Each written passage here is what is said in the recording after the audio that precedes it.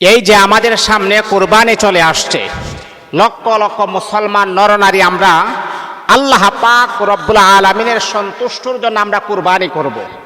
আমরা লক্ষ লক্ষ টাকা পয়সা খরচ করে যাতে করে আমাদের সওয়াব হয়, আল্লাহ পাক যেন আমাদের জিন্দেগির গুনাহগুলা যেন ক্ষমা করে দেন, এই উদ্দেশ্যে মালিককে সন্তুষ্ট করার উদ্দেশ্যে আমরা কুরবানি করব। মনে রাখতে হবে এই ৬টি কারণে অধিকাংশ মানুষের কোরবানি হয় না।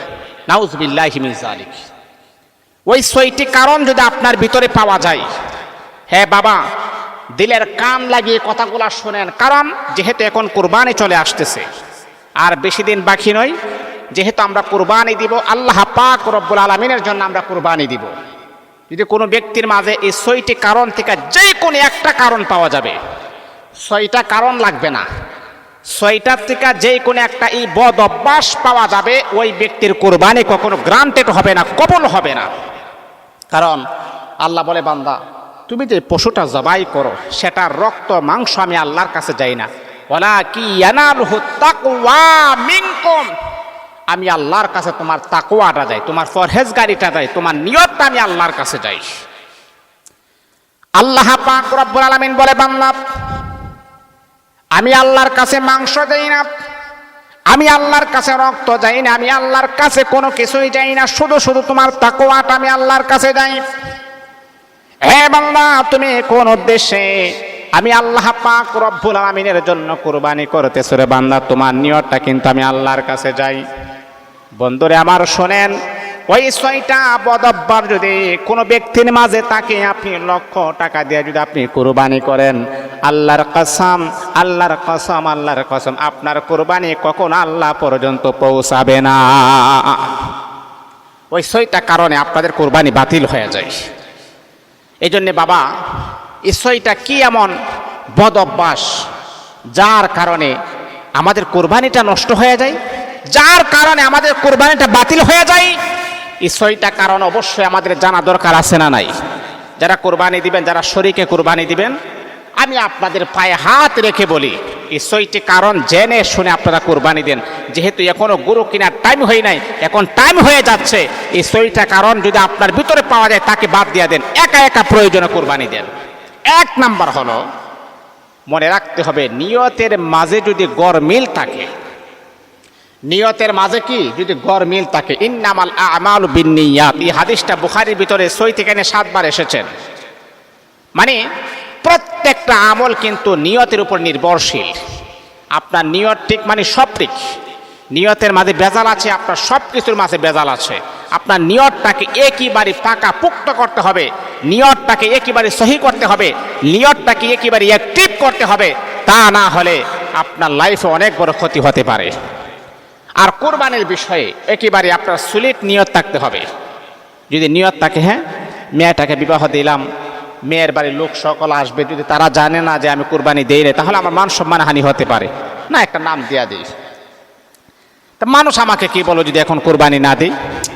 আরে বাবা, মানুষ কি বলবে না বলবে সেই দিকে আমার খেয়াল থাকার কোনো প্রয়োজন নাই। আমার উপরে কুরবানি ওয়াজিব হয়েছে, আমি অবশ্যই অবশ্যই অবশ্যই আমাকে কুরবানি করতে হবে, কারণ কুরবানির ভিতরে আল্লাহর সাথে বান্দার সম্পর্কটা অতি গভীর হয়ে যায়। ফাসাল্লি লিরাব্বিকা ওয়ানহার, আল্লাহ পাক রব্বুল আলামিন আল্লাহর হাবিব বিশ্ব নবী মুহাম্মদুর রাসূলুল্লাহ সাল্লাল্লাহু আলাইহি ওয়াসাল্লামকে বলেন, নবী শোনো শোনো, আমি আল্লাহর জন্য আপনি নামাজ পড়েন, আর ২ নাম্বার হলো আমি আল্লাহর জন্য আপনি কুরবানি করেন। আল্লাহ পাক রব্বুল আলামিন কোরআনের ভিতরে আমার আল্লাহ জানায়া দেন, কুল ইন্না সলাতি ওয়া নুসুকি ওয়া মাহইয়ায়া ওয়া মামাতি লিল্লাহি রাব্বিল আলামিন।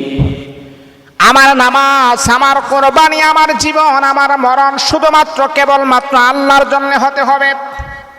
এই আল্লাহ পাক রব্বুল আলামিনের বান্দা, আমার জীবনটা আল্লাহর জন্য হতে হবে, আমার নামাজটা আল্লাহর জন্য হতে হবে, আমার খাবারটা আল্লাহর জন্য হতে হবে, আমার বেঁচে থাকাটা আল্লাহর জন্য হতে হবে।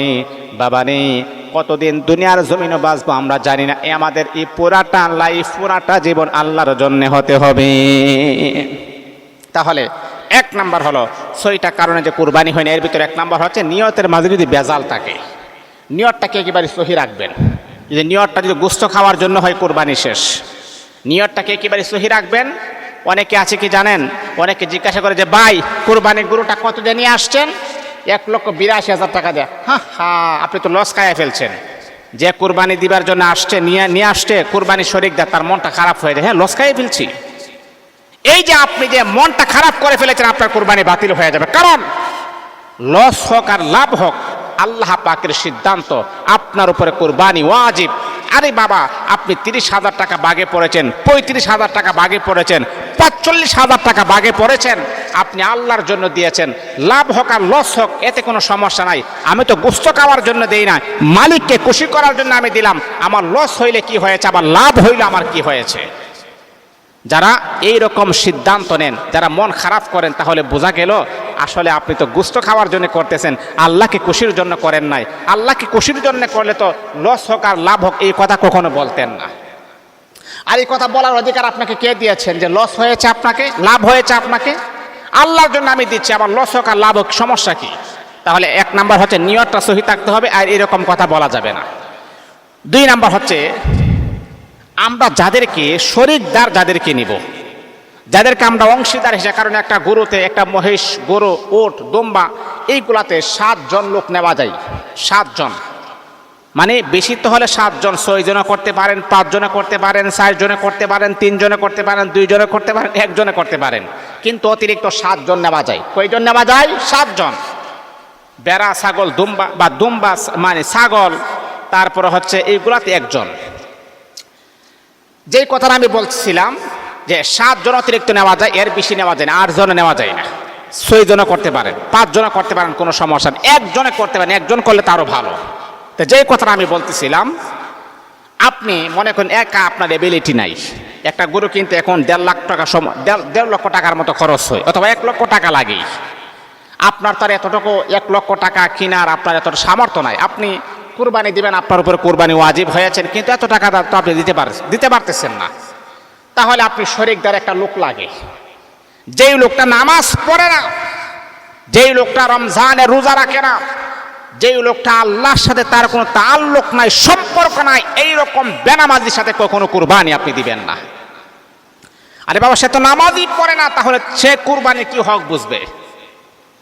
এই জন্য বন্ধুরা আমার শোনো, মুফাসসিরিনে কেরাম তারা বললেন, শোনো শোনো শোনো, দিলের কান লাগায় আপনি শোনেন। যদি আপনার এরকম এবিলিটি হয়, আপনার এরকম যদি থাকে, তাহলে আপনি একা কুরবানি করবেন, কিন্তু বেনামাজির সাথে আপনি কুরবানি করবেন না। যেই মানুষটা নামাজ পড়ে না, যেই মানুষটা রমজানের রোজা রাখে না, যেই মানুষটা কোরআন তেলাওয়াত করে না, এইরকম বেনামাজি ইসলাম বিদ্বেষী লোকের সাথে কখনো আপনি কুরবানিতে অংশগ্রহণ করবেন না। হ্যাঁ, যদি আপনি না পান কেউ আর কেউ নাই, তাহলে এইরকম বেনামাজির সাথে কুরবানি দিলে আপনার মনটা যেহেতু ফ্রেশ আছে, আপনার কুরবানি হয়ে যাবে। কিন্তু হ্যাঁ, অন্যথায় এইরকম লোক যদি না মানে পাওয়া না যায় নামাজি, তাহলে কি করবেন? দিতে বাধ্য। আচ্ছা, এটা হলো 2 নাম্বার, যে মানে নামাজ পড়ে না এইরকম লোকের সাথে কুরবানি দিলে আপনার কুরবানি হবে না। এটা হলো 2 নাম্বার। 3 নাম্বার হলো সুদের সাথে সম্পর্ক, ঘুষের সাথে সম্পর্ক, এবং তার ইনকাম সোর্স হচ্ছে হারাম। এই রকম লোকের সাথে কখনো জানা সত্ত্বে আপনি কুরবানি দিলে আপনার কুরবানি বাতিল হয়ে যাবে। আপনি জানেন এই লোকটা সুদ খায়, আপনি জানেন এই লোকটা ঘুষ খায়, আপনি জানেন এই লোকটা সুদের সাথে সম্পর্ক, হারাম ইনকাম, তার ইনকাম সোর্স হচ্ছে হারাম। এরকম হারাম কুরের সাথে জেনে শুনে কুরবানি দিলে আপনার কুরবানি কখনো গ্রান্টেড হবে না, আপনার কুরবানি বাতিল হয়ে যাবে। কারণ কোরবানি করতে হবে আল্লাহর জন্য, নিয়তটা যেমন সহি থাকতে হবে, ইনকাম সোর্সটা আমার একেবারে হালাল থাকতে হবে। যদি আপনার হারাম হয়ে যায়, ওই রকম হারাম করে জানেন আপনি সুদ খাই, ঘুষ খাই, সুদের সাথে তার সম্পর্ক, ঘুষের সাথে তার সম্পর্ক, এইরকম সুদখোর ঘুষ করে ব্যক্তির সাথে যদি আপনি কোরবানি দেন, তাহলে বাবা জানা শোনা সত্ত্বে যদি কোরবানি দেন, আপনার কোরবানি নষ্ট হয়ে যাবে। এটা হলো 3 নাম্বার। 4 নাম্বার হচ্ছে জবাই সময় ইচ্ছা করে আল্লাহর নাম যদি না নেই, জবাই করতেছেন ওই সময় ইচ্ছাকৃতভাবে যদি কেউ যদি আল্লাহর নাম না নেই, আল্লাহু আকবার বলে আমরা গরুটা জবাই করি। এই জন্যে আমি আমার মহল্লাতে যাদেরকে কোরবানি করার জন্য উৎসাহিত করি, নিজের গরু নিজে কোরবানি দিবেন, আর জবাইয়ের সময় ইচ্ছাকৃতভাবে জোরে পড়বেন, বিসমিল্লাহি আল্লাহু আকবার, একটু জোরে পড়বেন। আল্লাহ নাম তো জোরে বললে কোনো গুনাহ হবে না। এখানে তো আমরা পুরুষে আছি, অবশ্যই জোরে আল্লাহর নাম বলবেন। তাহলে যারা শরীকদার আছেন তাদের মনটাও শান্ত হয়ে যাবে, হ্যাঁ হুজুর আল্লাহর নাম নিয়েছেন। জবাইয়ের সময় কি করবেন? আল্লাহর নাম নিয়ে আপনি কুরবানি করবেন, আল্লাহর জন্য আপনি কুরবানি করবেন, উচ্চ আওয়াজে আল্লাহর নাম নিয়ে আপনি কুরবানি করবেন। ইচ্ছাকৃতভাবে আল্লাহর নাম নেন না, আপনি কত বড় নাফরমান। এই ভুলটা কখনো করা যাবে না। এটা হলো 4 নাম্বার। 5 নাম্বার হচ্ছে কোরবানির মাধ্যমে অহংকার যদি আপনার দূর না হয়, মনের ভিতরে অহংকার যদি আপনার দূর না হয়, এইরকম অহংকারী ব্যক্তির সাথে কখনো কুরবানি দিবেন না। এত বড় একটা ফজিলতপূর্ণ কাজ, এত বড় একটা সওয়াবের কাজ, এত বড় একটা অর্জনের কাজ, এত বড় একটা ভালো কাজ, এত বড় একটা নিয়তের কাজ, যদি আপনি জানেন যে তার অন্তরের ভিতরে অহংকারে ভরা, তার মনের ভিতরে অহংকারের কোনো শেষ নাই, এমন ব্যক্তির সাথে ভুলেও কখনো আপনি কুরবানি করবেন না। এটা হলো 5 নাম্বার। 6 নাম্বার হচ্ছে একটা পশুর বয়স কিন্তু সর্বনিম্ন কয়েকটা বয়স আছে। গরু হইলে 2 বছর, উট বেড়া দুম্বা 2 বছর, আবার কিছুটা আছে 1 বছর, আবার কিছুটা আছে 6 মাসের উপর হইলেও চলে। যদি তার পশুর বয়স, প্রাপ্ত বয়স যদি না হয়, তাহলে তার মাধ্যমে যদি আপনি কুরবানি দেন, আপনার কুরবানি বাতিল হয়ে যাবে, আপনার কুরবানি নষ্ট হয়ে যাবে, আপনার কুরবানি একেবারে বরবাদ হয়ে যাবে। এই জন্যে আমি আপনাদেরকে সাজেস্ট করি, বলি এই 6টি কারণে অধিকাংশ মানুষের কুরবানি নষ্ট হয়ে যায়, যাতে করে আমাদের কুরবানি যেন বাতিল না হয়ে যায়, নষ্ট না হয়ে যায়, এই দিকে অবশ্যই আমাদের খেয়াল থাকতে হবে। এবং এই ভিডিওটা সর্বোচ্চ লেভেলে শেয়ার করে দিবেন, যারা জানে না তারাও যেন জেনে ফেলে, আপনিও নেকের কাজ করে ফেললেন। এই জন্য ভাই, এই ভিডিওটা আপনারা প্রচুর লেভেলে শেয়ার করে দিবেন। সামনে কুরবানি আসতেছে, আমার ভাইয়েরা যেন সুন্দরভাবে যেন কুরবানি করতে পারে, নিয়তটাকে সহি রেখে যেন কুরবানি করতে পারে, এই জন্য বেশি বেশি করে শেয়ার করে দিবেন।